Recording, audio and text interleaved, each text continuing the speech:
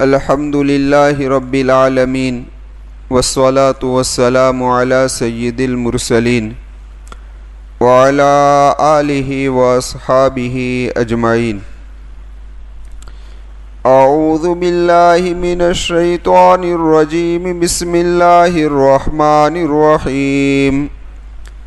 كذبت قبلهم قوم نوح فكذبوا عبدنا وقالوا مجنون وازدجر فدعا ربه أني مغلوب فانتصر ففتحنا أبواب السماء بماء منهمر وفجرنا الأرض عيونا فالتقى الماء على أمر قد قدر وحملناه على ذات ألواح ودسر تجري بأعيننا جزاء لمن كان كفر ولقد تركناها آية فهل من مدكر فكيف كان عذابي ونذر ولقد يسرنا القرآن للذكر فهل من مدكر صدق اللہ العظیم۔ معزز سامعین کرام اور پردہ نشین خواتین، گزشتہ مجلس کے اندر ہماری بات یہاں تک پہنچی تھی کہ اللہ تبارک و تعالیٰ نے حضرت نوح علیہ السلام کو حکم دیا کہ اپنی کشتی کے اندر ایمان والوں کو بٹھا دیجئے اور ہر جاندار کا ایک ایک جوڑا اپنی کشتی کے اندر سوار کر لیجئے۔ تو حضرت نوح علیہ السلام نے فرمایا وَقَالَ ارْكَبُوا فِيهَا، یعنی حضرت نوح نے فرمایا کہ اس کشتی کے اندر سوار ہو جاؤ، بسم اللہ مجریہا و مرساہا، اللہ کے نام سے اس کا چلنا ہے اور اللہ ہی کے نام سے اس کا ٹھہرنا ہے۔ اب ذرا دیکھیں، مفسرین نے لکھا ہے کہ جو آدمی سمندر کا سفر کرتا ہو یا اسی طریقے سے جہاز میں بیٹھے، کشتی کے اندر بیٹھے، تو اسے چاہیے کہ یہ دعا پڑھ لے۔ اس دعا کی برکت سے انشاءاللہ غرق ہونے سے یعنی ڈوبنے سے بچ جائے گا۔ بسم اللہ مجریہا و مرساہا ان ربی لغفور رحیم۔ خیر، اس دعا کو یاد کر لینا چاہیے۔ تفسیر کی کتابوں کے اندر یہ بھی لکھا ہے کہ بسم اللہ الملک ما قدر اللہ حق قدری بسم اللہ مجریہا و مرساہا ان ربی لغفور الرحیم، کہ اس دعا کو پڑھ لے۔ لیکن اگر کسی کو اتنی لمبی دعا یاد نہ ہو تو قرآن کا جو حصہ ہے جو میں نے ابھی پہلے تلاوت کیا اس کو پڑھ لیا کرے۔ یہ تو اس وقت کی دعا ہے کہ جب آدمی کشتی کے اندر سوار ہو یا جہاز کے اندر سوار ہو رہا ہو یا خشکی کے اندر آدمی سوار ہو رہا ہے، یعنی کہ اپنی موٹر سائیکل کے پر، ٹرک کے اندر، بس میں، جس میں بھی، گھوڑے پر یا کسی اور چیز پر، تو دعا پڑھے سبحان الذی سخر لنا ھذا وما کنا لہ مقرنین وانا الی ربنا لمنقلبون، کہ پاک ہے وہ ذات کہ جس نے اس سواری کو ہمارے تابع کر دیا، ورنہ ہم میں اتنی طاقت نہیں ہے کہ ہم اس کو اپنے تابع کر سکیں۔ کہنے کا مقصد یہ ہے کہ ساری چیز اللہ کے سپرد کر دے کہ اللہ یہ تیری قدرت ہے کہ اتنا بڑا گھوڑا مجھ سے تابع ہو گیا، یا ہاتھی تابع ہو گیا، یا اونٹ تابع ہو گیا، یا اتنی بڑی سواری ہمارے تابع ہو گئی۔ ہمارے میں وہ طاقت نہیں کہ ان سواریوں کو ہم تابع کر سکے۔ تو یہ دعا ہے، اللہ تبارک و تعالی مجھے اور آپ کو نبی کریم صلی اللہ علیہ وسلم کی ان دعاؤں کو پڑھنے کی توفیق عطا فرمائے۔ آگے فرمایا ان ربی لغفور الرحیم، یقیناً میرا رب بخشنے والا، رحم کرنے والا ہے۔ وہی تجری بہم فی موج کالجبال، یہ کشتی ان کو لے کر چلتی تھی۔ اب کیسی چلتی تھی؟ تو کہ بڑی بڑی موجوں میں، اور یہ موج بھی کیسی ہوتی تھی؟ تو کالجبال، پہاڑ جیسی موجیں تھی۔ کتنی موجیں تھی؟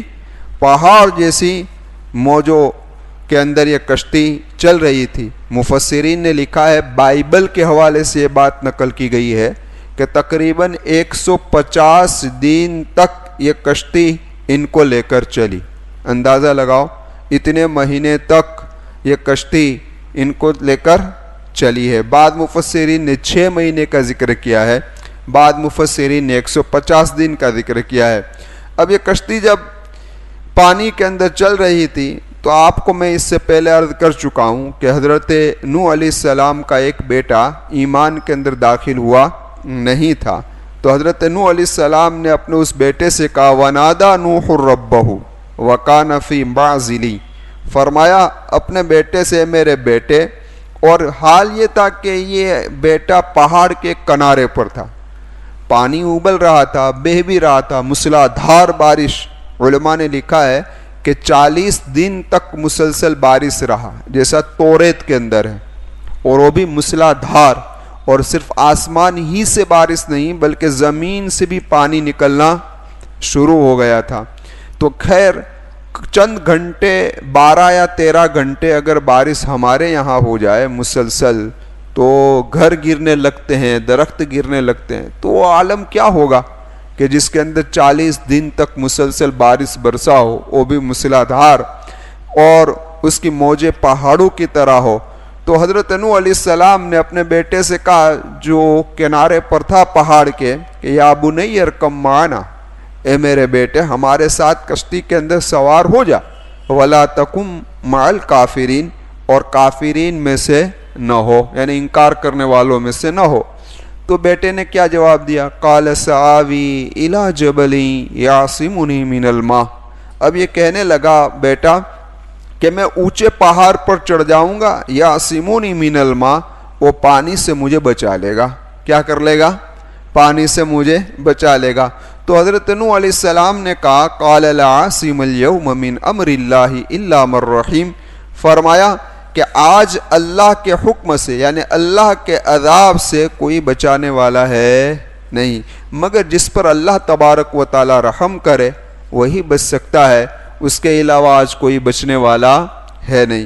اب ذرا دیکھیں کہ واقعہ لکھا ہے واقعات کی کتاب میں، اب یہ واقعہ یہ لکھا ہے کہ اگر اس موقع پر اگر کسی پر رحم آتا تو اللہ تبارک و تعالی کو اس عورت پر رحم آتا کہ جس کے ہاتھ کے اندر ایک چھوٹا سا بچہ تھا، اور جب وہ پہاڑ پر تھی اور پہاڑ پر جس طریقے سے پانی بڑھ رہا تھا وہ پہاڑ کے اوپر چڑھتی جاتی تھی، یہاں تک کہ پانی یہاں تک پہنچا، اس نے اپنے بیٹے کو اونچا لے لیا، گلے تک پہنچا تو اس نے اپنے بیٹے کو اس طریقے سے اونچا لے لیا، لیکن اللہ کا آج فیصلہ تھا کہ ہر ایک کو غرق کرنا ہے سوائے ایمان والے کے۔ خیر تو اس بچے کو بھی غرق کر دیا اور اس کی ماں کو بھی غرق کر دیا۔ یہ ایک ایسا وقت تھا، یعنی کہنے کا مقصد کہ اگر رحم آتا تو اس عورت پر آتا، اس بچے پر آتا، لیکن کسی کو اللہ تبارک و تعالی نے اس عذاب سے چھوڑا نہیں۔ وحال بینہم الموج فکان من المغرقین، باپ بیٹے کا مکالمہ یعنی گفتگو چل رہی تھی کہ ایک موج آئی اور بیٹے کنعان کو لے کر چلی گئی، فکان من المغرقین، اب بیٹا حضرت نوح علیہ السلام کا بھی غرق ہو گیا۔ خیر اب کیا ہوا؟ قرآن کریم کہتا ہے کہ وقیل یا ارض ابلعی ماءکی، کہا زمین سے کہ اپنا پانی ہے اندر جذب کرنا شروع کر دو، یا سماء اقلی، آسمان سے کہا کہ ٹھہر جا، وغیض الماء، اور پانی جو کچھ تھا وہ سکڑ رہا تھا، یعنی کہ اب کیا ہو رہا تھا؟ ختم ہو رہا تھا، وقضی الامر، اور اللہ تبارک و تعالیٰ کا جو فیصلہ تھا، جو معاملے کا فیصلہ ہونا تھا وہ ہو گیا کہ غیر مسلموں کو ایمان والوں کے علاوہ تمام کو غرق کرنا تھا، وہ معاملہ مکمل ہو گیا۔ تو واستوت علی الجودی، تو حضرت نوح علیہ السلام کی کشتی جودی پہاڑ پر ٹھہری۔ یہ جو کردستان ہے نا، یہ کردستان کے علاقے کے اندر یہ پہاڑ ہے، آج بھی اسی نام سے مشہور ہے، جودی، اسی پہاڑ پر حضرت نوح علیہ السلام کی کشتی ٹھہری تھی۔ اور حضرت نوح علیہ السلام کا جو وطن تھا عراق میں موصل، اس کے شمال کی طرف ایک کیا کہتے ہیں ابن عمر نام کا قریہ ہے، اور آرمینا کی جانب پر یہ پہاڑ وہاں پر موجود ہے۔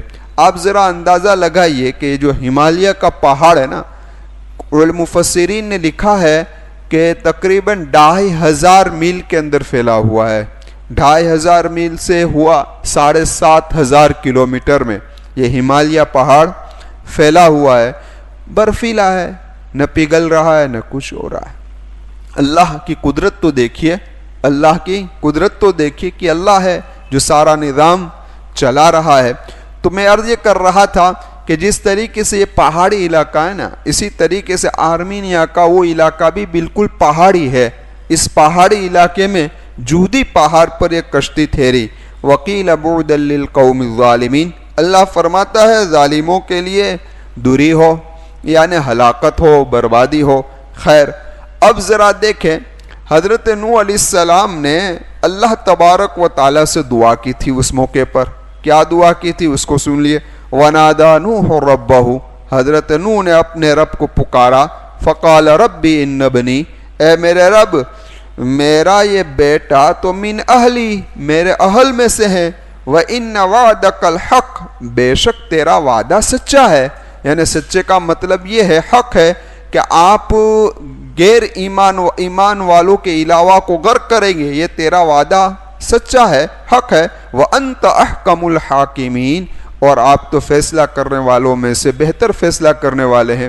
تو حضرت نوح علیہ السلام نے جو اللہ تبارک و تعالیٰ سے درخواست کی کہ میرے اہل میں سے ہیں، کیونکہ اللہ نے آگے فرمایا تھا نے تیرے اہل کے علاوہ، سمجھ میں آئی بات؟ تو حضرت نوح نے درخواست کر دی کہ تو میرے اہل میں سے ہیں، اور آپ کا وعدہ کیا ہے؟ آپ کا وعدہ یہ ہے کہ ایمان والوں کے علاوہ کو۔ اسی لیے ابو منصور ماتوریدی، جس کے ہم تابع ہیں، یعنی ان کی اتباع کرتے ہیں عقیدوں کے اندر، یہ ابو منصور ماتوریدی رحمۃ اللہ علیہ، یہ دو واسطے سے امام اعظم ابو حنیفہ کے شاگرد ہیں۔ ان کی تفسیر ہے 40 جلدوں کے اندر۔ اس تفسیر کے اندر انہوں نے لکھا ہے کہ دراصل حضرت نوح علیہ السلام کو پتہ نہیں تھا کہ میرا بیٹا کافر ہے، یعنی دراصل آپ کے ساتھ رہتا تھا لیکن وہ نفاق تھا اس کے دل کے اندر کہ ظاہراً اپنے عمل کو ظاہر کرتا تھا، حقیقتاً وہ غیروں سے ملا ہوا تھا۔ تو نفاق جو دل میں بھرا ہوا تھا وہ حضرت نوح علیہ السلام کو معلوم نہیں تھا، کیونکہ نبی عالم الغیب تو ہوتے نہیں ہیں کہ انہیں پتہ ہو کہ بھئی یہ کیا ہے کیا نہیں۔ تو خیر اسی لیے کہا کہ تو میرے اہل میں سے ہیں، تو کہ وَإِنَّ وَعْدَكَ الْحَقُّ وَأَنْتَ أَحْكَمُ الْحَاكِمِينَ، آپ کا وعدہ تو غیروں کے بارے میں ہے اور آپ تو بہترین فیصلہ کرنے والے ہیں۔ یہ ایک تفسیر ہے۔ دوسری تفسیر سن لیجئے۔ دوسری تفسیر یہ ہے کہ حضرت نوح علیہ السلام نے فرمایا کہ اللہ تبارک و تعالی آپ ہی فیصلہ کرنے والے ہیں، اگر آپ آج میری ذات کی یعنی میری رعایت کرتے ہوئے آپ اپنے فیصلے کو بدل دے اور میرے بیٹے کو ایمان کی دولت عطا فرما دے اور میرے کشتی کے اندر شامل کر دے تو آپ کو کوئی پوچھنے والا ہے نہیں، آپ اپنے فیصلے کے مالک ہے، آپ کو کوئی روکنے والا ہے نہیں۔ لیکن اللہ تبارک و تعالی نے فرمایا قال یا نوح انہ لیس من اہلک، اے نوح یہ آپ کا بیٹا آپ کے اہل میں سے ہے نہیں، انہ عمل غیر صالح، اس کا جو عمل ہے نا وہ کہتے سراپا بد ہے، فلا تسألنی ما لیس لک بہ علم، اے نوح اس چیز کا سوال مجھ سے نہ کرنا جس کا تجھے علم نہیں ہے، انی اعیذک ان تکون من الجاہلین، میں تجھے نصیحت کرتا ہوں کہ تو نادانوں میں سے ہو جائے گا۔ اب یہ حضرت نوح علیہ السلام کو ڈانٹ پڑی، حضرت نوح علیہ السلام کو ڈانٹ پڑی۔ تو خیر حضرت نوح علیہ السلام سے لغزش ہو گئی۔ اب جیسی لغزش ہوئی تو اللہ تبارک و تعالیٰ نے ڈانٹا، اور انبیاءوں کا ہمیشہ یہ شیوا رہا ہے کہ جب بھی کوئی لغزش ان سے ہو جاتی ہے تو وہ فوراً توبہ کر لیتے ہیں۔ کیا کر لیتے ہیں؟ کہ اللہ تبارک و تعالی ہمیں معاف فرما۔ لیکن یہاں ایک بات سمجھ لیجئے پھر ہم آگے بڑھتے ہیں۔ اس سے پتہ یہ چلا کہ کسی ناجائز اور حرام کام کی دعا نہیں کرنی چاہیے۔ سمجھ میں آئی بات؟ دیکھو حضرت نوح علیہ السلام نے دعا کی، حضرت نوح علیہ السلام نے دعا کی، وہ بھی شک و شبہ تھا اپنے بیٹے کے بارے میں، تب بھی اللہ تبارک و تعالی نے ڈانٹا اور اللہ نے فرمایا فلا تسألنی ما لیس لک بہ علم، آپ اس چیز کا سوال نہ کیجئے جس کا آپ کو علم نہیں ہے۔ تو اس سے تو بدرجہ وہ دعا بالکل منع ہو جائے گی کہ جس کے بارے میں یقین ہو کہ یہ کام ناجائز ہے، یہ کام حرام ہے، اور اس کے باوجود بھی آدمی دعا کرے تو ایسی چیز کی دعا کرنی نہیں چاہیے۔ اب حضرت نوح علیہ السلام نے دعا کی، رب انی اعوذ بک ان اسألک ما لیس لی بہ علم، اے میرے رب میں تجھ سے پناہ مانگتا ہوں اس بات پر کہ اس چیز کا میں نے آپ سے سوال کیا جس کے بارے میں مجھے علم نہیں تھا، وَإِلَّا تَغْفِرْ لِي، اگر آپ نے میری مغفرت نہ فرمائی، وَتَرْحَمْنِي، اور آپ نے مجھ پر رحم نہ فرمایا، تو اکم من الخاسرین، میں خسارہ اٹھانے والوں میں سے ہو جاؤں گا۔ اس سے بھی ایک سبق ملا، یہ سبق یہ ملا کہ حضرت نوح علیہ السلام نے دعا کے اندر کیا کہا کہ مجھے معاف کر دے، مجھ پر رحم فرما دے۔ اب ذرا سوچئے، اس سے ایک سبق مل رہا ہے کہ ہمیشہ دعا کے اندر یہ نہیں کہنا چاہیے، حضرت نوح نے یہ نہیں کہا کہ میں آئندہ نہیں کروں گا، میں آئندہ نہیں کروں، یہ مجھ سے لغزش ہو گئی، میں آئندہ اب نہیں کروں گا، ایسا حضرت نوح علیہ السلام نے نہیں کہا۔ اس سے پتہ یہ چلا کہ اگر یہ کلمہ کہا جاتا تو یہ ایک قسم کا دعویٰ ہوتا کہ اب نہیں کروں گا، اب نہیں کروں گا، اس کا دعویٰ ہو جاتا۔ تو اب حضرت نوح علیہ السلام نے جو کلمات استعمال کیے، اس سے پتہ یہ چلا کہ بندے کو دعا کے اندر یہ کہنا چاہیے کہ اللہ آپ مجھے ہمت دے دیجئے، آپ مجھے توفیق دے دیجئے کہ میں اس گناہ سے اب بچ کر رہوں، اس گناہ سے اب مجھ سے یہ گناہ نہ ہوئے، آپ میری مدد کر دینا، یہ دعا کرے۔ میں اب نہیں کروں گا، اللہ مجھے معاف کر دے، میں نہیں کروں گا، اس طریقے سے دعویٰ نہیں کرنا چاہیے، کسی کا دعویٰ چلتا نہیں ہے۔ خیر، حضرت نوح علیہ السلام سے جو یہ لغزش ہوئی، اس پر اللہ تبارک و تعالیٰ کی ڈانٹ آئی۔ اب یہ لغزش حضرت نوح قیامت کے میدان میں بھی، یعنی میدان محشر میں بھی یاد رکھیں گے نا۔ اس لیے جب امت مسلمہ شفاعت کے لیے جائے گی، امت شفاعت کے لیے جب جائے گی اور حضرت نوح علیہ السلام کے پاس پہنچے گی تو حضرت نوح علیہ السلام کیا کہیں گے؟ حضرت نوح علیہ السلام یہی کہیں گے نا کہ میں سفارش آج کر سکتا نہیں ہوں۔ کیوں؟ کیونکہ میرے اس سے پہلے والی جو سفارش ہے وہ قابل قبول ہوئی نہیں ہے، یعنی ناقابل تھی جو میں نے ایک سفارش کی، تو مجھے اندیشہ ہے کہ آج بھی میری سفارش ناقابل ہوگی۔ تو اس لیے حضرت نوح علیہ السلام اس لغزش کو یاد کریں گے، کیونکہ آج تو اللہ تبارک و تعالیٰ بہت زیادہ غصے ہیں، نہ اس سے پہلے غصے میں تھے نہ اس کے بعد غصے میں ہوں گے، میدان محشر میں اللہ کا جلال ہوگا۔ تو اس لیے حضرت نوح علیہ السلام معذرت کر دیں گے کہ میں سفارش کروں گا نہیں، وہ اسی لغزش کو یاد کریں گے کہ میں نے اپنے بیٹے کے بارے میں سفارش کی تھی۔ خیر، میں عرض یہ کر رہا تھا، آخری بات سن لیجئے پھر بات کو ختم کرتے ہیں۔ وہ پورا جو ہمارا یہ آج کا مکمل واقعہ ہوا نا، درس ہوا نا، اس کا خلاصہ ہے۔ خلاصہ یہ کہ مشرکین مکہ کو اس واقعے سے سمجھانا تھا کہ مشرکین مکہ، تم یہ کہتے ہو کہ ہم ملت ابراہیمی کے قائل ہے، یعنی حضرت ابراہیم علیہ السلام کی ملت میں سے ہیں، تو صرف دعویٰ کرنے سے کوئی بچ نہیں جائے گا۔ اے یہودیو، تم یہ کہتے ہو کہ عزیر اللہ کا بیٹا ہے، اے نصارہ تم یہ کہہ رہے ہو کہ عیسیٰ اللہ کا بیٹا ہے، اور کہتے ہو کہ ہم اللہ کے بیٹے ہیں اور ہم اللہ کے قریب ہیں، تو اس سے کوئی بچنے والا ہے نہیں۔ تو جب ان لوگوں کو سبق تھا تو آج کے زمانے کے مسلمانوں کو بھی سبق ہے کہ تم یہ کہہ رہے ہو کہ فلاں پیر مجھے بچا لے گا، فلاں بزرگ مجھے بچا لے گا، یاد رکھو نبی کی ذات ہوتے ہوئے اپنے بیٹے کو نہ بچا سکے۔ حضرت نوح ذات ہے، نبی کی ذات ہے، بیٹا غرق ہو رہا تھا لیکن حضرت نوح علیہ السلام بچا نہ سکے۔ تو تمہیں بھی نصیحت ہے، تم یہ غلط فہمی میں مت رہنا کہ ہمیں یہ بچا لے گا، ہمیں یہ بچا لے گا، کوئی بچانے والا ہے نہیں۔ اپنی ذات کی تیاری خود کر کے جاؤ، اپنے ایمان کی حفاظت خود لے کر جاؤ، اپنے اعمال صالحہ کو خود لے کر جاؤ۔ میدان محشر میں نہ کوئی پیر کام آئے گا نہ یہ کام آئے گا، کوئی کام آنے والا نہیں ہے۔ اس واقعے کے اندر اللہ تبارک و تعالیٰ یہ سمجھانا چاہتے ہیں۔ ابھی واقعہ باقی ہے کیونکہ پھر آئندہ مجلس میں انشاءاللہ کریں گے، واقعہ ختم ہوگا۔ خیر، میں عرض یہ کر رہا تھا کہ یہ طوفان جو تھا بعض تفسیر کی کتابوں کے اندر لکھا ہے کہ اتنا خطرناک پانی تھا کہ اونچے سے اونچے پہاڑ سے بھی ایک قول کے مطابق 30 ہاتھ، ایک قول کے مطابق 20 ہاتھ اور ایک قول کے مطابق 15 ہاتھ تک پانی تھا۔ اب 15 ہاتھ بھی شمار کر لیا جائے تو اونچے سے اونچے پہاڑ کے سے بھی 25 فٹ اوپر پانی تھا، تو کتنا خطرناک پانی ہوگا۔ اللہ تبارک و تعالیٰ نے اس ظالم قوم کو کس طریقے سے ہلاک کیا۔ تو اللہ مشرکین مکہ کو سمجھا رہے ہیں کہ میں اس بات پر قادر ہوں کہ میں ان لوگوں کو غرق کر سکتا ہوں تو میں تمہیں بھی غرق کر سکتا ہوں، لیکن حکمت اور مصلحت ہوتی ہے کہ جس کے بنا پر اللہ ظالموں کو کیا دیا کرتا ہے؟ ڈھیل دیا کرتا ہے، پھر جب وقت آتا ہے تو اللہ تبارک و تعالیٰ پکڑ کر لیتے ہیں۔ اللہ سے دعا کرتے ہیں اللہ ہمیں ایمان ہی کی حالت میں رکھے اور ایمان ہی کی حالت میں اس دنیا سے اٹھائے، اور اللہ کلمہ لا الہ الا اللہ محمد رسول اللہ کو ہماری زبان کا آخری کلمہ بنا لے، اور اللہ اس کی رضا والی زندگی عطا فرمائے اور رضا والی موت نصیب فرمائے۔